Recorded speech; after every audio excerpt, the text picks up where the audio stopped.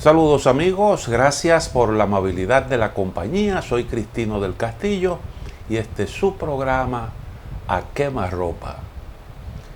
El gobierno dominicano que encabeza el licenciado Luis Abinader atraviesa por su peor momento desde que se instaló el pasado 16 de agosto. No estoy diciendo que está en una situación crítica, ni que se está cayendo, ni nada por el estilo. Estoy diciendo, pasa por su peor momento desde que se instaló. Y eso tiene que ver con algunos tropiezos que ha tenido últimamente. Yo quiero hacer la crónica de esos tropiezos para que entonces podamos realmente medir cómo es que andan las cosas. El primer tropiezo tuvo que ver con el anuncio de la tercera dosis de las vacunas. Eso, la importancia del anuncio se minimizó.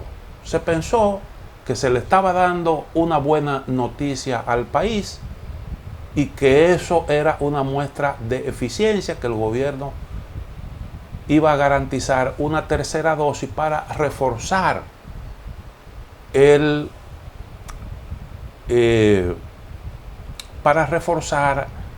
las resistencias de la población a la enfermedad. Pero resulta que la gente entendió el calado, la importancia, la trascendencia de lo que se estaba anunciando, porque habían en el anuncio dos asuntos que resultaban polémicos. Primero, la tercera dosis, que no la ha estado aplicando nadie, que no está avalada por ningún estudio científico. Y lo otro era la mezcla de vacunas, que tampoco es una práctica generalizada, aunque en algunos casos eso se ha hecho y nosotros en su momento comentamos largamente la cuestión. Se hizo el anuncio a través de las redes sociales y el impacto de eso fue tremendo. El gobierno primero anunció y entonces cuando vio la reacción de la gente, procuró darle sustento a la decisión. Hubo un momento en el que yo pensé que el gobierno iba a hacer lo que hasta el momento ha hecho cuando se produce una reacción como esa que provocó ese anuncio, que era la de dar marcha atrás y recular. Pero parece que el gobierno tenía razones muy poderosas para haber optado por esa decisión de la tercera vacuna y se mantuvo firme ahí. Quizás tal vez estoy aquí especulando un poco por el impacto que pudo haber tenido una nueva marcha atrás sobre un tema que involucra la salud y que indiscutiblemente no dejaría bien parado al gobierno. ¿Cómo es que usted concibe cosas con respecto a un asunto tan delicado como la salud para entonces después tener que rectificar? El gobierno se mantuvo firme y entonces hizo, posterior al anuncio, lo que debió haber hecho antes, que era el de consultar con los especialistas y buscar un consenso en ese sentido antes de asumir riesgo. Bueno, el asunto es que lamentablemente la posición del gobierno resultó no muy cómoda porque encontró una opinión no favorable, nada más y nada menos que de la Organización Mundial de la Salud. Y no es fácil usted estar aplicando una política sobre vacuna que cuenta con la opinión contraria del organismo de Naciones Unidas especializado en asuntos de salud, que ha jugado un rol importante de orientación en el marco de esta pandemia. No es realmente muy cómodo, sobre todo cuando usted reconoce que ha adoptado una medida que nadie más se ha atrevido a implementar. Entonces, ese ha sido su primer tropiezo, porque tenía una situación en lo que tiene que ver con la vacunación bastante favorable. Todo el mundo alababa el trabajo realizado por el gobierno, magnífico, excelente. No conozco ese que se haya quejado de la forma en que se implementa la vacunación. Todo el mundo ha dicho que eso está bien organizado, se ha valorado adecuadamente la gestión que ha hecho el gobierno para garantizar el acceso a los antídotos. Aquí se hicieron acuerdos con la Pfizer, se hicieron acuerdos se firmó un acuerdo con AstraZeneca. Nosotros estamos en el COVAX, que es un programa de Naciones Unidas, y también un acuerdo con un laboratorio chino para el acceso a la vacuna Sinovac. Y creo que se han hecho también otras diligencias, pero hemos tenido vacunas disponibles y se ha logrado inocular una buena cantidad de ciudadanos dominicanos. Entonces, el gobierno, que tenía todo a su favor en lo que tiene que ver con la vacunación, de repente entonces aparecen una serie de dudas con respecto a la efectividad, a la eficacia de la vacuna que se ha estado utilizando, y eso ha quedado evidenciado porque uno de los argumentos que se ha manejado es precisamente ese, y eso no ha operado para bien. Y ese fue, a mi juicio, el primer tropiezo. Y usted se encuentra entonces ahora con una serie de opiniones que dejan mal parado al gobierno. Y de hecho es un riesgo. De hecho es un riesgo. Lo que se ha asumido es un riesgo. Porque ojalá que todo opere para bien. Ojalá que todo opere para bien y que no tengamos ahí un percance. Entonces el gobierno rompió la virginidad en eso de nadar contra la corriente. Por primera vez vemos al gobierno de Luis Abinader con una posición que no coincide con la oposición de amplios sectores nacionales. Segundo tropiezo, lo que tiene que ver con el impedimento de salida que se le impuso al señor Jean Alain Rodríguez. El gobierno se desligó, el presidente Abinader, a través del consultor jurídico, cuando se dio a conocer la noticia de que se le había impedido la salida al señor Jean Alain Rodríguez sin que existiera una orden judicial en ese sentido, inmediatamente el gobierno se desligó de eso. Evidentemente se trata de una ilegalidad, se trata de la violación a un derecho constitucional, un derecho fundamental que tiene todo ciudadano a la libre circulación, y por tanto el gobierno pues quiso dejar claro que no había tenido ningún tipo de participación en esa cuestión. Pero ¿qué ocurre? Que la magistrada procuradora general de la República, frente a esa situación, también decidió distanciarse. Y ella contó las cosas tal y como habían ocurrido. Y lo que ella dijo en un comunicado tuvo incluso la connotación, si se quiere, hasta de denuncia. Porque ella primero dejó claramente establecido que no existía una orden de un juez, y que si no existía una orden de un juez, se trataba de una violación a los derechos de un ciudadano, una violación a las normas del debido proceso, lo cual es un asunto sumamente grave. Y contó más, dijo que lo que había ocurrido con Jean Alain Rodríguez tenía que ver con una práctica que se estaba utilizando de un tiempo a esta parte, que es el de las alertas migratorias, que ella calificó de ilegales, las alertas migratorias, porque eso pues lo que puede es conllevar, lo que puede es conducir a eso precisamente que ocurrió con el señor Jean Alain. Es contrario a la Constitución, eso solo lo puede establecer, no se puede establecer eso por la vía administrativa. Se discutió en una reunión, dijo ella, en donde participaron dos personas que no tenían que ver nada con el aparato judicial, y entonces esas personas, dos personas que participaron ahí, que no tenían que ver con justicia ni con Ministerio Público, apoyaron las alertas migratorias, y también eso lo secundó el jefe de persecución o la jefa de persecución y el director de la PEPCA. Entonces ahí se impuso una decisión con la participación de gente ajena a la justicia, y eso tiene una implicación.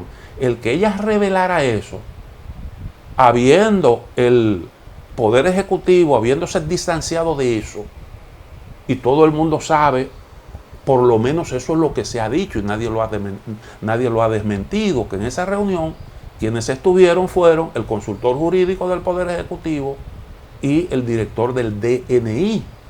Quien hizo el desmentido de que el presidente no tenía nada que ver con eso fue el consultor jurídico. Y entonces el consultor jurídico, ¿qué hacía en esa reunión opinando de esa manera, siendo él una pieza clave del Poder Ejecutivo, su consultor en materia jurídica? Y entonces todo esto tiene realmente una connotación que es bastante seria. Y eso dijo doña Miriam Germán. Entonces, como resultado de esto, el señor Jean Alain Rodríguez pasa a ser una víctima, porque es un hombre que le han violado sus derechos, le impidieron salir del país sin que existiera una orden judicial. Entonces, aparentemente todo esto, precipita la cosa, y entonces el Ministerio Público decide actuar porque la cuestión estaba tomando fuerza, y entonces se produjo lo que todos conocemos: el allanamiento a la residencia del señor Jean Alain y su visita a la Procuraduría General de la República un día después, donde fue dejado preso. Entonces este es el segundo tropiezo. El tercer tropiezo es lo que tiene que ver con el señor Lisandro Macarrulla. Resulta que desde hacía un buen tiempo estaba circulando el rumor a través de las redes sociales. Las informaciones circulaban en el sentido de que una empresa de la familia Macarrulla, el ministro de la presidencia, el jefe del gabinete de Luis Abinader, había participado como ejecutor de una obra que el Ministerio Público estaba cuestionando por la forma en que se adjudicó, porque supuestamente hubo una sobrevaluación, porque hubo dinero que circuló ahí. En el expediente se dice que el dinero llegaba por montones, que eso lo aportaban los contratistas. Y entonces también hasta el contrato circuló por las redes sociales. Y frente a eso no hubo durante un buen tiempo ninguna reacción. Hasta que el ingeniero Ramón Alburquerque publicó una serie de mensajes a través de una red social, uno de los cuales emplazaba a la directora de Ética e Integridad Gubernamental a que actuara en este caso de la misma forma en que lo había hecho con respecto a otros, incluyendo funcionarios de menor rango.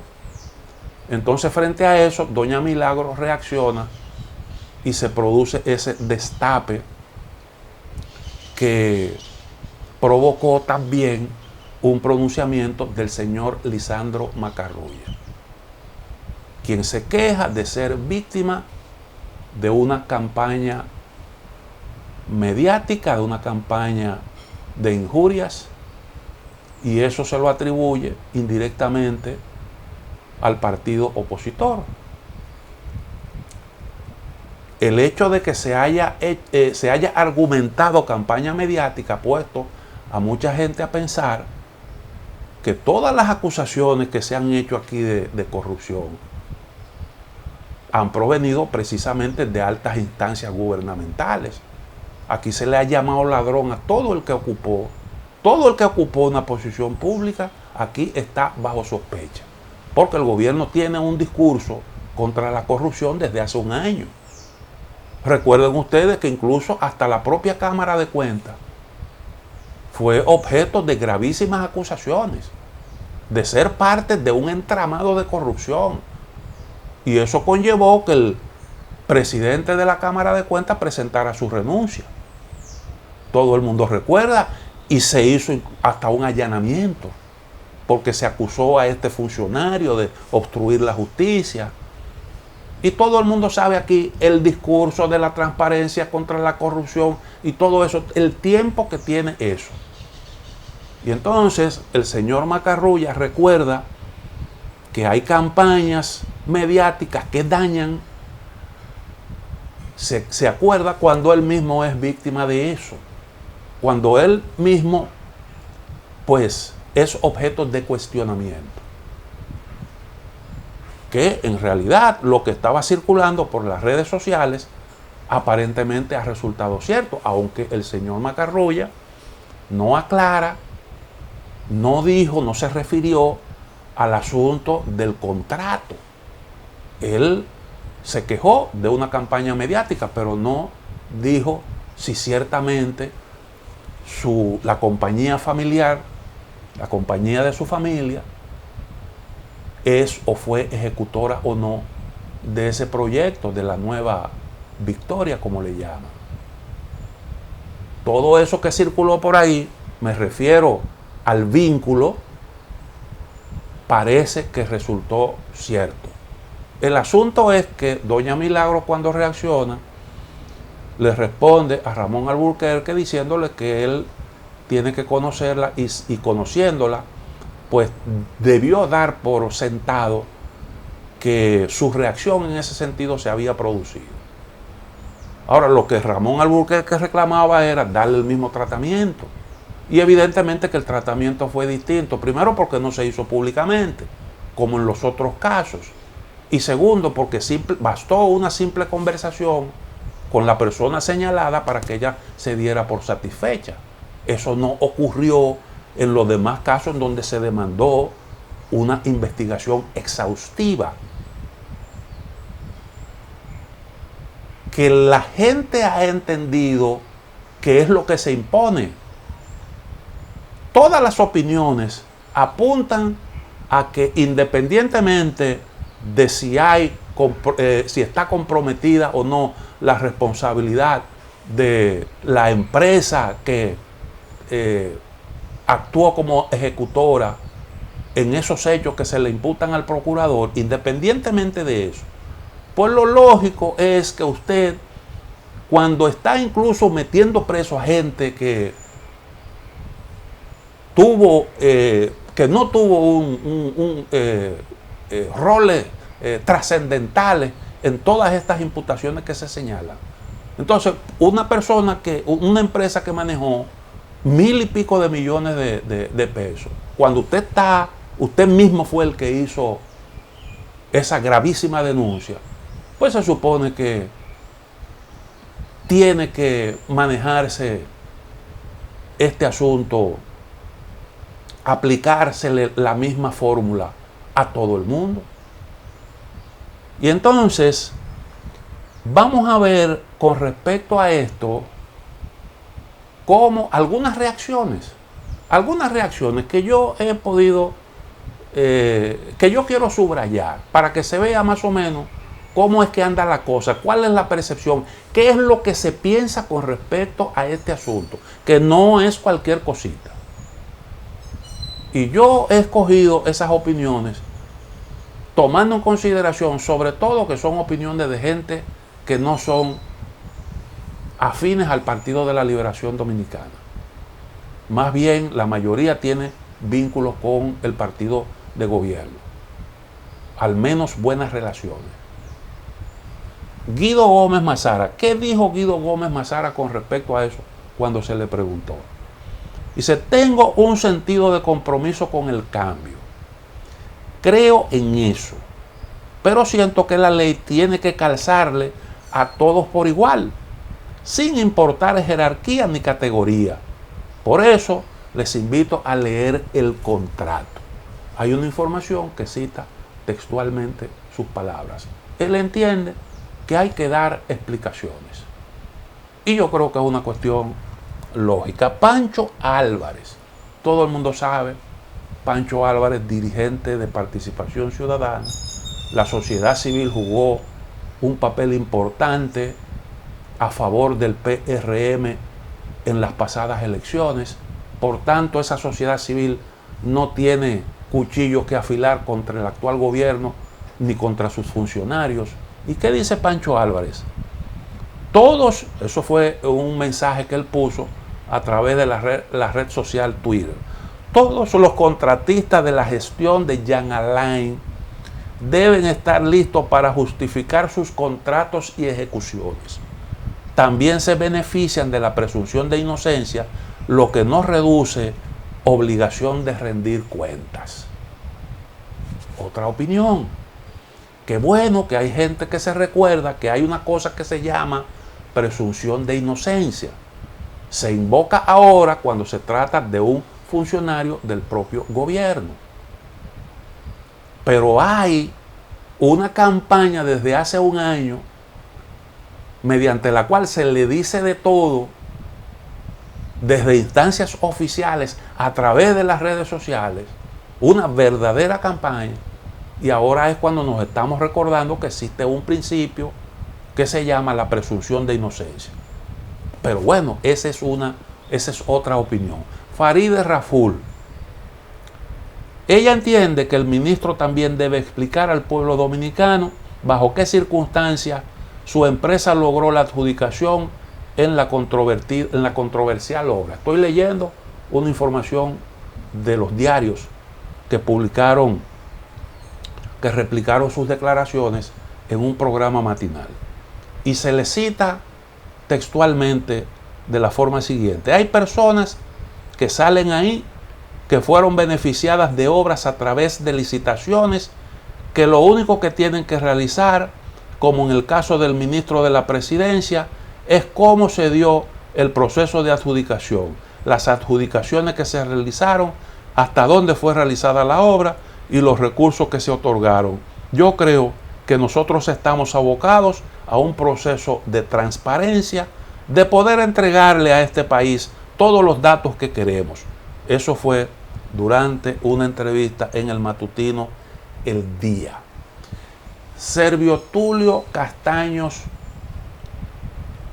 Espaillat, o Servio Tulio Castaño Guzmán, perdón, dice sobre el caso puntual del ministro de la Presidencia, Lisandro Macarrulla, a quien desde las redes se le ha vinculado a su empresa familiar en supuestas irregularidades en la construcción de la nueva cárcel de La Victoria. Servio Tulio Castaño Guzmán dijo que ya dijo que está dispuesto a irse a la legalidad ante cualquier requerimiento. O sea, lo que está diciendo el señor Servio Tulio Castaño Guzmán es que él debe estar dispuesto realmente, él está dispuesto a ir a la justicia y que bueno, hay que darle tiempo al Ministerio Público, así lo dice literalmente, dice, este es un caso que apenas comienza y hay que dejar que el Ministerio Público actúe. O sea, él entiende, da a entender que entre las reacciones que debe tener, entre las diligencias que debe hacer el Ministerio Público, está la de investigar a todos aquellos que trabajaron, que tuvieron algún tipo de vínculo con la ejecución de este proyecto. El vicepresidente ejecutivo de la Fundación Institucionalidad y Justicia, FINJUS, criticó el rumbo que están tomando los casos judiciales en el país, que a su juicio están siendo contaminados mediáticamente. Hace mucho tiempo que yo vengo advirtiendo sobre eso, pero ahora es que nos damos cuenta, ahora es que nos venimos a dar cuenta cuando surgen estos inconvenientes. Pero desde hace mucho aquí se están haciendo allanamientos con una parafernalia mediática. Los juicios se han convertido en tribunas para decir muchísimas cosas. A nivel de las redes sociales hay toda una campaña montada. Y nosotros hemos dicho, hemos llamado la atención sobre la influencia, las consecuencias perniciosas que tiene todo esto. Y entonces, él entiende que el proceso se está viendo gravemente afectado por esto. A raíz de los últimos cuestionamientos a la Procuraduría y de que a los involucrados en los casos no se les respete la presunción de inocencia, Castaño Guzmán dijo estar preocupado por esa situación que podría repercutir en una violación del debido proceso. No es que podría, no, que está repercutiendo en una violación del debido proceso. Y yo he puesto como ejemplo lo que ocurre aquí cuando se conoce una medida de coerción.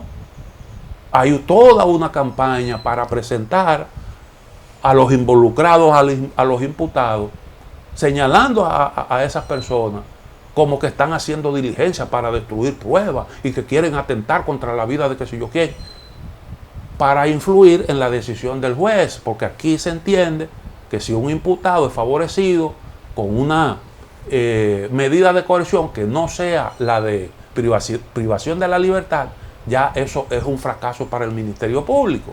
Y entonces la prisión preventiva se ha convertido en la norma, en lo regular. Y de hecho ya eso es una violación del debido proceso. Sigue diciendo, a mí me está preocupando que estos casos, lo que me está preocupando de estos casos es el mediatismo. O sea que eso está contaminando los procesos y ya inclusive estamos viendo que las partes están siendo convocadas y conformando estructuras en las redes para comunicar todas las incidencias. Los casos se conocen en los tribunales. Dice él, los casos se conocen en los tribunales. Él se está refiriendo a que Jean Alain le pasó la cuenta a los abogados, pero resulta que antes de que eso ocurriera, aquí hay una tremenda campaña montada. Y ahora es que nos estamos dando cuenta de que eso está ocurriendo. Entonces, sigue diciendo, manifestó que en la realidad, cuando se trata de medidas de coerción, se están convirtiendo en juicios anticipados y que con ello se ha construido una estructura que nadie puede controlar. Era lo que decía hace un momento. Indicó asimismo que se ha abstenido de opinar porque lo mediático está haciendo daño a los procesos a través de redes sociales. No solo es lo mediático, no solo es lo mediático, sino también ciertas actuaciones.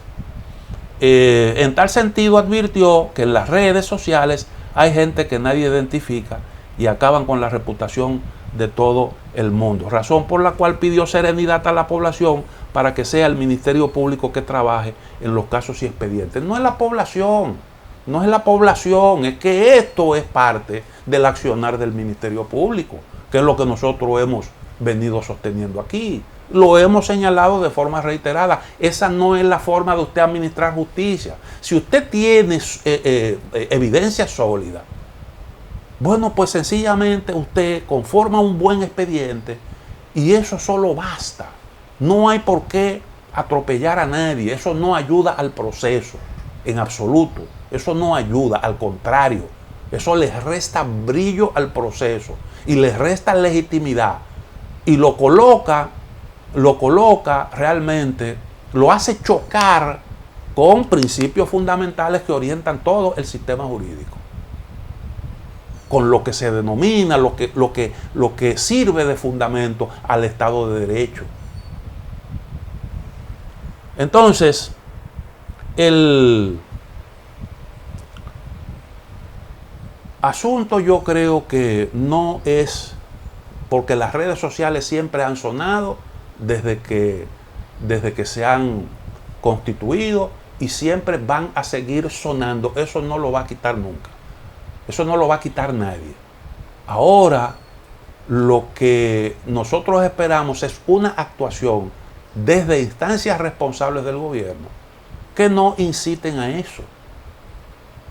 Eso es lo criticable, que quien tiene que administrar justicia apele a lo mediático para imponerse, para conseguir una medida de coerción o para destruir la presunción de inocencia cuando eso se supone que tiene que ocurrir en los tribunales y en base a pruebas. No tratando de buscar una condena anticipada de la sociedad y darle la satisfacción al morbo de que ya tenemos preso al abusador de Jean Alain. Porque eso no es sencillamente administrar justicia. Entonces, ¿qué dice con respecto a esto José Fran Peña Guava? Esta otra opinión. Con respecto, él escribió un artículo en el día de ayer titulado La peruanización de la política. Ahí se dicen muchísimas cosas. Yo quiero citar dos parrafitos. Dice, desde 1982 hasta ahora cumpliremos 40 años utilizando la poderosa arma del combate contra la corrupción administrativa como el símbolo de las campañas de todos los aspirantes a sentarse en la silla de alfileres. Todos sin duda alguna lo han enarbolado y sin embargo ninguno hasta ahora lo ha conseguido por diferentes razones que huelga aquí mencionar. Pero todos, absolutamente todos, han usado estos mecanismos electoralistas para ilusionar al pueblo y presentarse como adalid de la justicia. El más emblemático caso fue el del doctor Balaguer, que encarceló a Salvador Jorge Blanco, que en sus primeros 12 años hizo más de 300 nuevos millonarios, aunque a su favor he de decir que en términos personales no dejó patrimonio importante alguno. Esa es la percepción que tiene José Francisco Peña Guava. Y el que un político como José Fran Peña Guava haya llegado a estas conclusiones, yo creo que tiene que producir algún tipo de reflexión. Y el título del trabajo, Peruanización de la política, yo creo que sugiere muchas cosas. Yo he hablado precisamente del proceso peruano y he dicho que hay que cuidarse de eso. Hay que cuidarse de eso, con ejemplos concretos de cómo la judicialización de la política está incidiendo en la vida política, en la vida institucional de ese país sudamericano, con una situación bastante grave, una dispersión política que es sumamente peligrosa y que no ayuda a conformar las bases, lo necesario para que ese país progrese, porque hay una inestabilidad política permanente que no permite un abordaje pausado, tranquilo, de problemas tan serios como los que estamos viviendo. Eso es un grave problema el que tiene esa sociedad. ¿Cómo se llegó ahí? ¿Cómo es que los últimos presidentes, los presidentes que ha tenido esa nación, desde hace más de 30 años, todos están presos, están siendo cuestionados y hay uno incluso hasta que se suicidó? ¿Cómo es que el Perú llegó a ese punto? Yo creo que ese es también otro aspecto que hay que ponderar. Nocturnidad e impotencia es el título de un artículo escrito por Carmen Inver Brugal. Yo quiero leer un par de párrafos de este trabajo. Otra reacción. Ninguna persona puede ser sometida a procesos vejatorios, ella sostiene. Durante mis años de trabajo como miembro del Ministerio Público, acometer una visita domiciliaria era una de las tareas más retadoras. El allanamiento expone los límites éticos enfrenta la necesidad de indagar con la intromisión en la intimidad. Todavía muchos recuerdan la época de culatazos y agobio anterior a la fiscalía presidida por Julio Ibarra Ríos, que fue el fiscal del distrito con Antonio Guzmán. El registro que levantaba de la cama a pescozones, acorralaba familiares que veían la guata de los colchones cubrir el espacio. El temor impedía escuchar la petición de auxilio y amortiguaba el sonido del disparo. Inconcebible resulta, no estoy leyendo párrafos sueltos, inconcebible resulta ahora la incompetencia y arbitrariedad de los allanamientos. Los ejecutantes conocen los efectos de la coerción, también identifican quiénes pueden llamar a un medio de comunicación y quiénes no. Esos indolentes representantes del Ministerio Público están convencidos de que sus excesos son bienvenidos. Sí, se hacen por lo que le llaman populismo penal, porque entienden que eso lo van a aplaudir. Ah, mira, allanaron la casa de Jean Alain y le están haciendo lo mismo que él le hizo a algunas de las personas que fueron imputadas durante su gestión. Y entonces hay gente que aplaude. Y lógicamente los que actúan en esos casos, los que dan la orden, sienten que esos aplausos le llegan. Y entonces pasan sus momentos de gloria. Y eso realmente es algo condenable, algo que está censurando esta persona que tiene la experiencia del abogado y al mismo tiempo también de haber ejercido como Ministerio Público. Esos indolentes representantes del Ministerio Público están convencidos de que sus excesos son bienvenidos. Soberbios agradecen sin motivo ideológico, como otrora amparan el abuso de poder en los fusiles que acompañan su trabajo y en el respaldo irresponsable que no distingue entre trigo y paja. La nocturnidad es excepcional en un allanamiento cuando se concede es a fin de resguardar el espacio familiar de las personas investigadas y la privacidad de la diligencia. Sin embargo, en virtud del permiso, la ejecución de allanamiento luce robo agravado con nocturnidad, rotura de puertas, escalamiento, violencia, secuestro, y se dicen muchísimas otras cosas más. Muy dura, muy dura.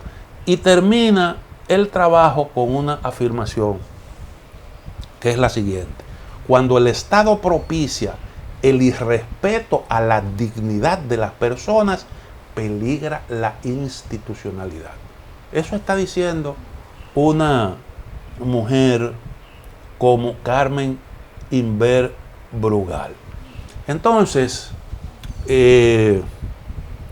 vamos a hacer a continuación una pequeña pausa para pasar una especie de balance de todas estas cosas que hemos ido enumerando al destacar lo que nosotros entendemos que han sido algunos tropiezos que le están complicando la vida al actual gobierno. Volvemos en un momentito.